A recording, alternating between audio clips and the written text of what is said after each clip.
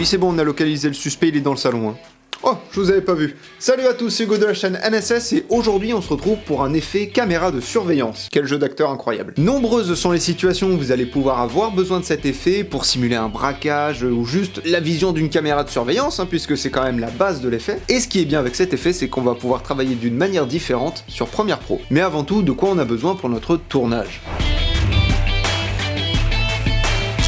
Vous allez devoir trouver un endroit en hauteur, en l'occurrence comme vous le voyez sur cette photo, j'ai posé mon trépied sur un meuble, tout ce qu'il y a de plus simple, et la caméra est sur le point de toucher le plafond, donc j'ai vraiment pris un angle de plongée. Rien à voir avec la contre-plongée, où c'est dans l'autre sens et où vous regardez plus vers le haut. Et il va également vous falloir un objectif relativement grand angle. C'est pas obligé, mais si vous tournez en intérieur, ce sera beaucoup plus simple. Après, si à l'extérieur vous avez un endroit, si vous voulez poser votre caméra en haut d'un escalier et vous mettre en dessous, vous n'avez pas forcément besoin d'un grand angle, mais si vous tournez en intérieur, c'est beaucoup mieux. Une fois que vous avez positionné votre caméra, vous filmez un petit extrait, vous faites quelques mouvements, vous faites une petite action, n'importe quoi, et vous avez votre tournage. Comme vous l'avez vu, moi je suis juste allé m'asseoir sur mon canapé et je me suis dirigé vers ma fenêtre. Rien d'exceptionnel. Et une fois que vous avez ça, on passe tout de suite sur Premiere Pro avec une séquence assez spéciale.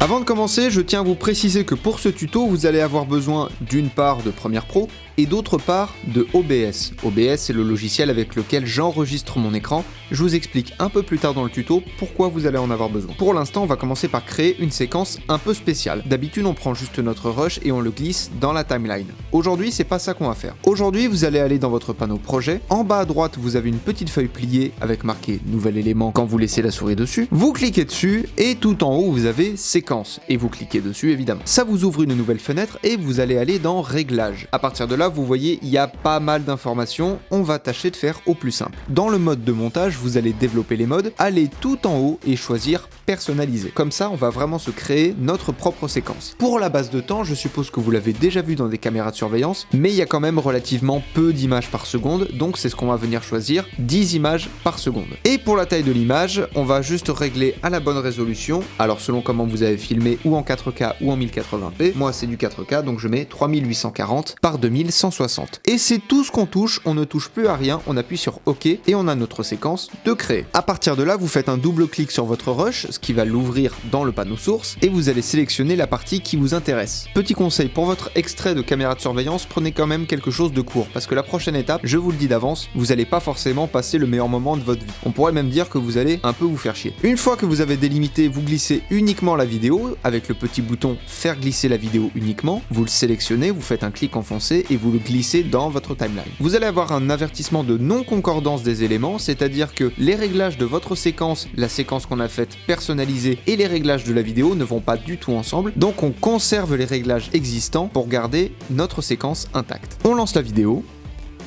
Alors c'est bien, on voit que ça saccade, on voit qu'on a vraiment notre 10 images par seconde, mais c'est pas assez. Il faut moins d'images, et c'est là qu'on va passer le meilleur moment de notre vie. Vous allez dans votre timeline avec les barres que vous avez en bas, avec les petites poignées, vous allez zoomer au maximum, vous allez vous mettre tout au début, vous allez voir qu'on peut se déplacer d'image en image, et on va simplement prendre notre outil cutter et venir cutter chaque image. C'est pour ça que je vous disais un peu plus tôt qu'il faut vraiment que l'extrait soit court pour pas que vous passiez 1 heure dessus. Je découpe chaque image et on se retrouve juste après.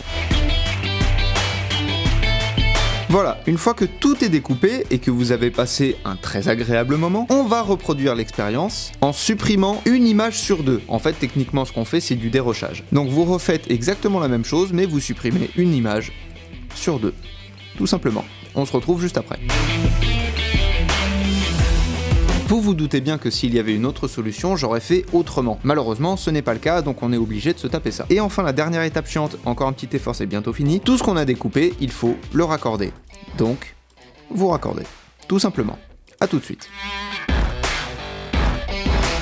Voilà, c'est fini. Maintenant, ce que vous allez faire, vous allez sélectionner toutes vos images, faire un clic droit, imbriquer, OK, et quand on lance la vidéo, on voit que la vidéo est en accéléré, puisque en réduisant le nombre d'images par seconde, en supprimant des images, on a techniquement accéléré 2 fois la vidéo. Pour régler ce problème-là, et pour avoir vraiment notre effet de 5 images par seconde, sur votre séquence imbriquée, vous faites clic droit, vitesse durée, et vous passez la vitesse de 100% à 50%. Vous faites OK, vous faites lecture, et là, on a vraiment nos 5 images par seconde, et c'est exactement ce qu'on veut. Ça saccade, c'est moche, je suis d'accord, mais pour une caméra de surveillance, c'est exactement ce qu'il faut. Il nous reste juste à rajouter 2 effets esthétiques, alors qu'ils ne sont pas obligatoires, mais qui personnellement, je trouve, rajoutent du réalisme. Premièrement, c'est l'effet couleur lumétrie, donc pour ça, vous allez dans votre fenêtre effet, vous tapez couleur, vous avez couleur lumétrie, vous le glissez déposez sur votre rush. Dans option d'effet, vous développez les corrections de base, vous descendez un peu et vous réduisez la saturation au minimum. On peut même peut-être augmenter un peu les contrastes. Et enfin, vous rajoutez l'effet mosaïque, donc pour ça, vous tapez mosaïque, vous glissez déposez l'effet sur votre rush. Là, ça vous met directement des gros pixels, c'est normal puisqu'il va falloir personnaliser le nombre de carreaux horizontaux et verticaux. Par défaut, il y en a 10. Nous, on va en mettre 720 à l'horizontale et 480 à la verticale. Ce qu'on a fait, c'est qu'on a réduit volontairement la qualité de notre image, puisque disons-le, les caméras de surveillance en termes de qualité, c'est pas non plus les meilleures. Et voilà, vous avez votre effet de caméra de surveillance qui est créé. Cependant, il reste une toute petite étape, puisque vous n'allez probablement pas pouvoir exporter votre vidéo. Le fait est que si je lance un rendu, très rapidement, le logiciel va me mettre un message d'erreur, puisqu'il ne comprend pas le fait qu'on ait coupé une image sur 2, supprimé et raccordé tout ça pour avoir une séquence très spéciale et très bizarre. Donc Premiere Pro, il ne comprend pas ça, et c'est là que va entrer en jeu le logiciel OBS, qui est un logiciel gratuit, bien évidemment, je l'ai pas précisé, mais il est gratuit. Ce qu'on va venir faire, c'est qu'on va mettre en grand l'écran du programme et capturer manuellement la vidéo. C'est le seul moyen de pouvoir la récupérer, sinon vous avez créé ça pour rien. Actuellement, je vais pas pouvoir vous expliquer comment fonctionne OBS, étant donné que je suis en train de l'utiliser en même temps, mais sur YouTube, vous avez tout un tas de vidéos qui l'expliquent très bien, et vous inquiétez pas, c'est un logiciel très simple d'utilisation. Je saute directement à l'étape où vous savez utiliser le logiciel. Sur votre clavier, vous avez la touche CTRL, et juste à droite de la touche M, vous avez la touche U avec un accent. Vous allez faire CTRL et touche U avec l'accent, ce qui a pour effet de vous mettre l'image en entier sur l'écran. Vous avez votre souris qui est au milieu, vous la mettez tout en bas à droite. Juste avant de vous mettre sur cet écran, vous lancez bien évidemment le record sur OBS, et une fois que vous êtes sur cet écran-là, que OBS est lancé et que l'enregistrement se fait, vous appuyez simplement sur Play, en l'occurrence sur la barre espace.